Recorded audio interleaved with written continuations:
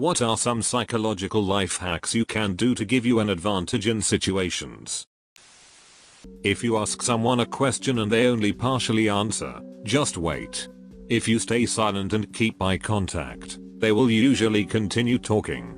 My boss does this. Making excuses for being late was brutal. Me. I'm sorry I'm late. Car trouble. Silence. And terrible traffic. Silence. I overslept. Silence. I'll work late tonight. Boss, I own you. If you learn to make your statements, and confidently stand behind the silence after them, you'll make the interrogator the one who is on his heels. For interviews, I recommend altering your psychological state beforehand. Tell yourself, I've known these people all my life. We're old friends catching up. I can't wait to see them. Visualize the experience, shaking hands, making eye contact, having conversation. What things can you not to wait to tell them? Hold an open pose, stand with your legs apart, hands on your hips, and shoulders back while doing this and smile. This may sound cliche, but you are in charge of your own psychological state, and the power of suggestion is strong. For interviews, I recommend altering your psychological state beforehand. Righto, pop some acid before my next interview, got it? So have you had any prior experience in this field? We're in a field? Almost did that once. One summer I picked up a job as a delivery driver at a pizza joint cause my friend worked there. Well, the day that I turned in my application, that friend and I bought some taps from the manager, who regularly sold all the employees weed. The next day, about 30 minutes after we ate them, the manager calls asking if I can come in for an interview. I freaked out and made an excuse for why I couldn't come it, forgetting that she was the one that sold the acid to us. She made fun of me for it the next day. That job was chill as duck. I remember the last time this thread showed up, someone posted that if you ask someone to do you a small favor, cognitive dissonance will make them believe that because they did that favor, they therefore must like you. After all, why would they help someone they disliked? I don't have a source unfortunately, but I believe the original comment did, if anyone can find the previous thread. Foot in the door phenomenon. People are more likely to agree to do a task for you if you ask them to do something simpler first. Gradual commitment is a crazy thing. I've seen it happen, and there is nothing you can do. I think it's the other way around. You ask them to do an unreasonable task, and they'll say no, so then you ask for what you wanted, a much more reasonable task, and they're more likely to agree that way. Hey babe, will you prepare me some filet mignon over rice pilaf and some caviar? No. How about a sandwich? After a person breaks up with someone, they are at their most vulnerable state for manipulation because of the flood of emotions. This could be used for the good or evil purposes. When my buddy broke up with his manipulative girlfriend, I made sure he had a good day. But I should have manipulated him. Maybe you manipulated him into thinking you're a great friend. No, I was genuine back then. But nowadays I don't trust him, hence my comment. False attribution of arousal. When you take somebody out on a first date, take them somewhere exciting that will get their heart beating. For example, roller coaster or horror film. This gets their adrenaline up. It makes them think they enjoy spending time with you rather than the activity. Chew gum when you're approaching a situation that would make you nervous, like public speaking or bungee jumping. I can't remember where I heard it, but apparently if we are eating something, our brains trip and it reasons. I would not be eating if I were in danger. So I'm not in danger. Has helped calm me a few times. I used to debate with a sandwich in high school. Well, not with an actual sandwich. I'd bring it for eating. Damn it sandwich, you're wrong.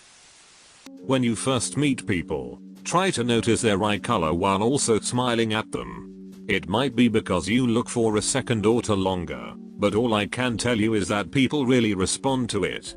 Every one of these that's pretty good. I keep imagining a socially awkward Reddit user just completely ducking it up. Wow, what are you doing? Just staring at your eyes. They are blue. When I worked in retail, I had a tendency to get real curt with rude customers. When I realized I was just taking the bait, I decided to be super nice even when they would get openly hostile. Some of them would get even crazier, and they looked like tools. Promise yourself you'll never talk shit about other people. Even when the people around you are talking shit, even when you agree with the shit they're saying. You don't have to make a big deal of it, just don't partake in it. Once people get the idea you're not into saying mean shit about other people behind their backs, the amount of shit they talk around you will decrease. It isn't fun to talk shit unless everybody's talking shit. Your decision to stop talking shit and their eventual reaction to you not reciprocating the shit talking will positively affect both of you, as well as your relationship. I don't know, for me, since I made this change in how I interact with people, the amount and quality of my friendships has grown. People will trust you more if they haven't listened to you gossip about other people. You will be seen as more and more positive person than other friends who do talk shit. The gap gossiping used to fill will be replaced with way more interesting and or intimate conversation too. I don't know, just stop talking shit and be kind. You are in control of your emotions and thoughts. Try replacing some immediate responses. Tell yourself you're happy about something, or you're excited. Eventually your brain will end up believing it. That's the same for being down, and that's why you should never try to diagnose yourself. Saying you're depressed, or have social anxiety would end up with you being more anxious, and more depressed. You won't notice it at first, but over a few months it will have a pretty noticeable effect on your personality. If you're in a group meeting and you suspect that someone in there might come after you about something, sit right next to them. They were hoping that the group would provide some sort of herd defense, but if you're right next to them it can't be anything other than personal.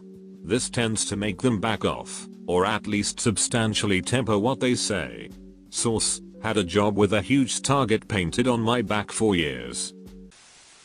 In sales, though, I guess it could be applied in other ways. Once you make the sales pitch, don't say anything else.